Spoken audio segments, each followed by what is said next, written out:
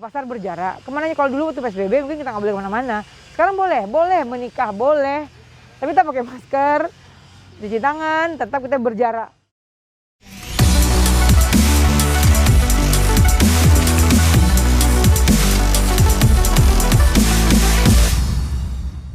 Assalamualaikum warahmatullahi wabarakatuh. Pemirsa, hari ini kita sudah bersama dengan Dr. Vera yang udah nemenin kita beberapa hari ini. Dan hari ini kita masih membahas lebih mendalam tentang protokol kesehatan yang harus kita patuhi saat new normal ini. Kita kan punya 4 poin penting dalam protokol kesehatan. Yang pertama itu pakai masker. Yang kedua, cuci tangan. Dan ketiga itu social distancing. Dan yang keempat, hindari keramaian. Dan hari ini kita akan membahas tentang social distancing atau jaga jarak. Halo Dr. Vera. Ya. Hari ini kita bahas social distancing ya Bu, atau jaga jarak. Bisa Ibu jelaskan lagi kepada kita, mengulang-ulang materi lagi nih Bu, bagaimana pentingnya social distancing atau jaga jarak dalam tatanan normal baru atau new normal ini? Social distancing atau physical distancing itu merupakan suatu ketentuan kita dalam mencegah penyebaran virus ini, yaitu dengan menjaga jarak. Artinya gampang sebenarnya, menjaga jarak. Kenapa kita harus menjaga jarak? Karena pertama, kalau ada yang batuk, ada yang bersin, atau kita bicara dengan normal, itu virus itu terbang bisa droplet dengan 1-2 meter. Jadi kalau kita dekat-dekat, andaikan teman kita ini batuk, dia bersin ataupun bicara, nggak mungkin kan si virus ini nggak terbang gitu. Nah, atau nggak droplet dia, hasin pasti terbang dia. Nah, itu yang kita takutkan. Nah, makanya kita selalu menjaga jarak. Jangan sampai kita dekat-dekat gitu, agar si virus ini nggak nempel ke kita dan kita tidak menularkan ke orang lain pula nantinya. Jadi itu untuk jaga diri kita dan orang lain ya Bu. Yang kedua nih Bu, bagaimana itu aturan dari social distancing atau jaga jarak? Selain kita harus jaga jarak 1 meter atau 2 meter, apalagi aturan yang harus kita taati untuk social distancing ini Bu?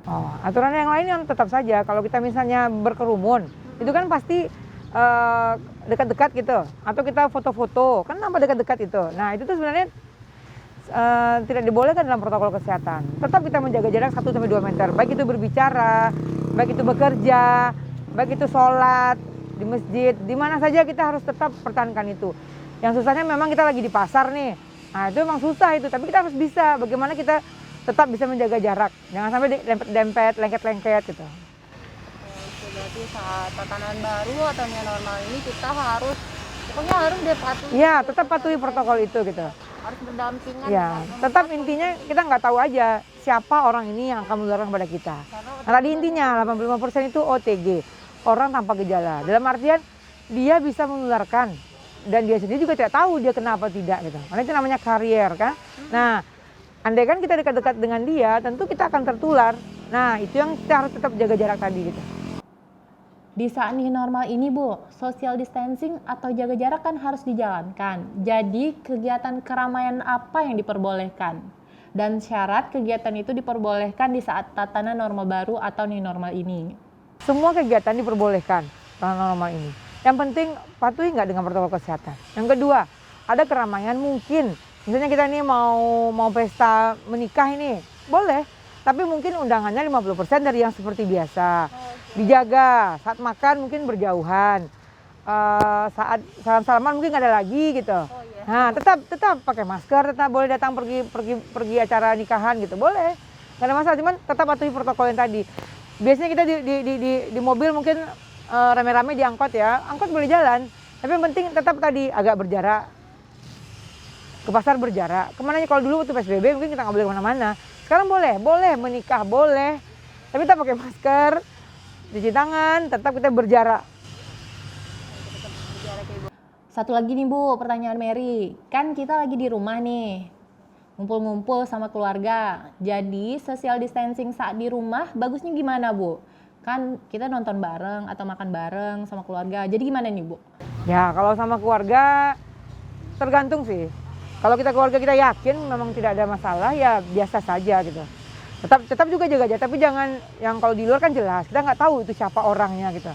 Nah kalau keluarga mungkin ya gimana ya, kita dalam keluarga kita sendiri gitu. Ya mungkin tetap aja patuhi protokol, tetap itu aja, tetap cuci tangan mungkin. Pas masuk ke rumah, semua yang masuk ke rumah itu langsung mandi dulu. Mungkin itu yang diwajibkan di rumah.